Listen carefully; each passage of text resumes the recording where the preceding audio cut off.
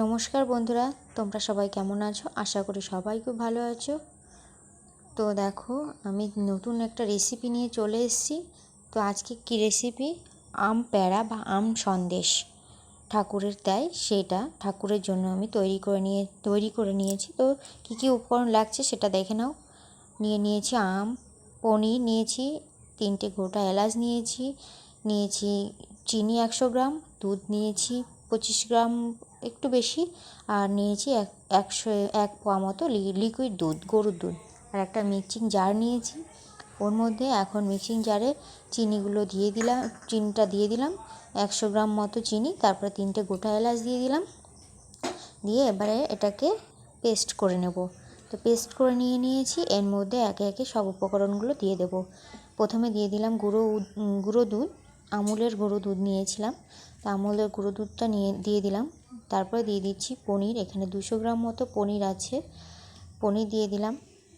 আর দেখো, এই যে আম নিয়েছি আমি 3টে আম, আঁটিগুলো বাদ দিয়ে 3টে আমের দুপাশের 6টা পিস দিয়ে দিলাম।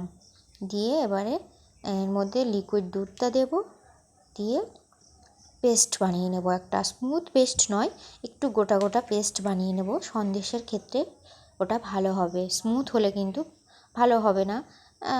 তো এমনি হাত দিয়ে চটকেও হতো, তো আমি একটু মিক্সচারে সামান্য একটু ঘুরিয়ে নেব। একবার কি দুবার ঘুরিয়ে নিয়েছি, একটু গোটা গোটা সামান্য আছে। এবার একটা কড়াই বসিয়ে দিয়েছি, গরম করতে বসিয়ে দিয়েছি, দিয়ে তার মধ্যে দিয়ে দিলাম পেস্টটাকে, দিয়ে এবারে শুধু জাল করব, ভালো করে শুধু নাড়াচাড়া করে জাল করব, কারণ যাতে, আর মিডিয়াম টু লো আছে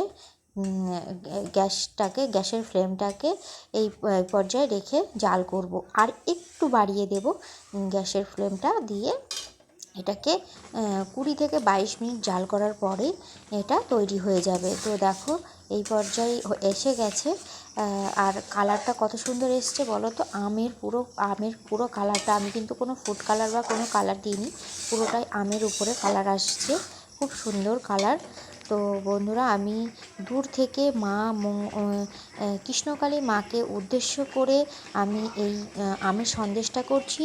আর এটা মানে মাকে ভোগ নিবেদন করছি আমার মন থেকে। এটা আমার মনে হয় সবসময়ের জন্য, ভগবানকে যদি সব ঠাকুরের মধ্যেই প্রাণ আছে, এবং সব ঠাকুরকেই আমার ঘরে যে ঠাকুর আছে তার মধ্যে দিয়েই আমি ভগবানকে, মানে সেই মাকে আমি দেখতে পাচ্ছি।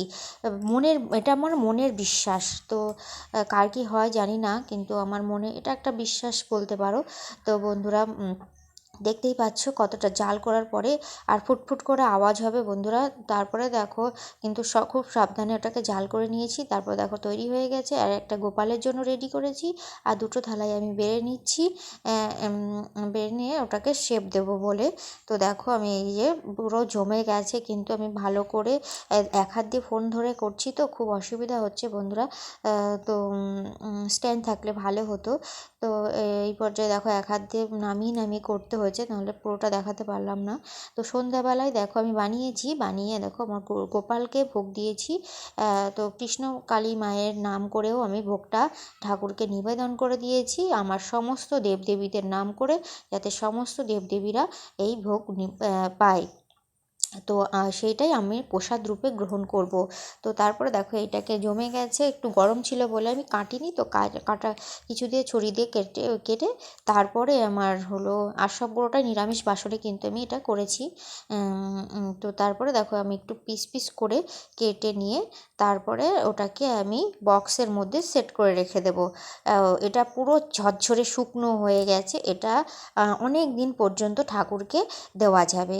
কন্টেনার মধ্যে রেখে দিচ্ছি, তাহলে কি হবে, অনেক দিন পর্যন্ত আমি এই ঠাকুরকে ভোগ দিতে পারবো। এটা আমের সন্দেশ বা আমের প্যাড়া।